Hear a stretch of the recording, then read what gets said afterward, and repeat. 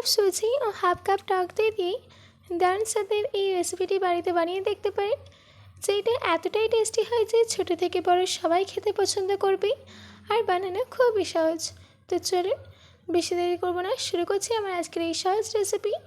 Hello friends, আমি Pinu cook with পিনুতে আপনাদের সবাইকে স্বাগত।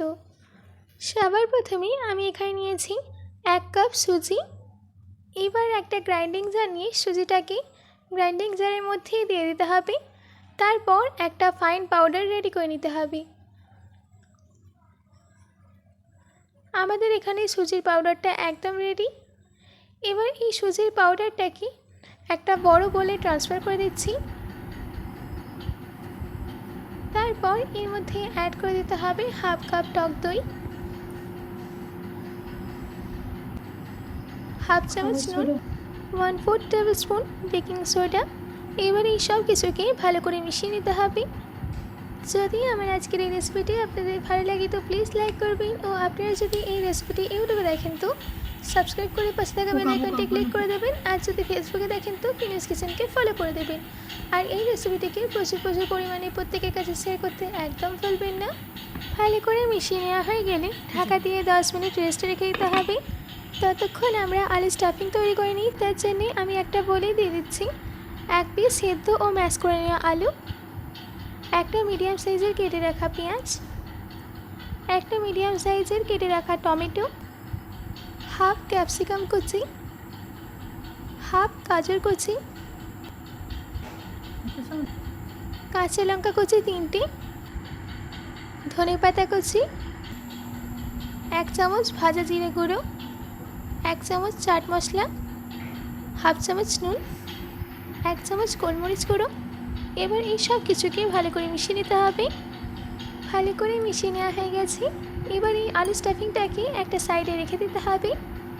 10 মিনিট পর ঢাকাটাকে খুলে নিচ্ছি। তারপর আবারও ভালো করে মেখে নিতে হবে।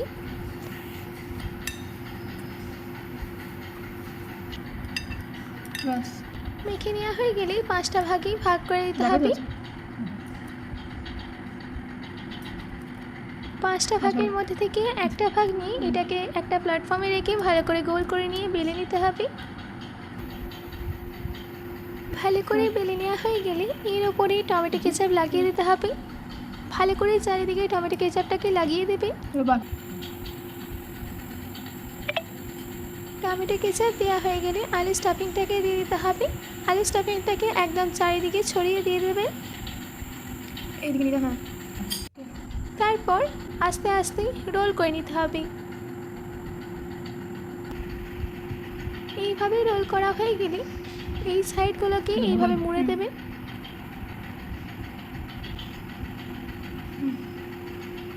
দেখুন সবগুলোকে রেডি করে নিয়েছি। এদিকে আমি আগে থেকে কড়াইতে জল গরম করতে দিয়েছিলাম। এবার একটা ছিদ্রযুক্ত থালা রেখে দিচ্ছি। এবার এই ছিদ্রযুক্ত থালার ওপরে তেল ব্রাশ করে দিতে হবে। তেল ব্রাশ করা হয়ে গেলে এইগুলোকে দিয়ে ঢাকা দিয়ে স্টিম হতে দেবো 15 মিনিট। 15 মিনিট বাদ আমি ঢাকাটাকে খুলে নিচ্ছি। এবার গ্যাসের ফ্লেমটাকে অফ করে দিয়ে এটাকে ঠান্ডা হতে দেব। ঠান্ডা হয়ে গেলে এগুলোকে ছুরির সাহায্যে পিস করে কেটে নিতে হবে। আপনারা এটা এমনি খেতে পারেন কিংবা 2 চামচ তেলে 1 চামচ সর্ষে দিয়ে এগুলোকে তেলের মধ্যে দিয়ে ভেজে খেতে পারেন। ব্যাস রেডি হয়ে গেছে আমাদের এই হেলদি নাস্তা। আশা করছি আমার আজকের এই রেসিপিটি আপনাদের ভালো লেগেছে।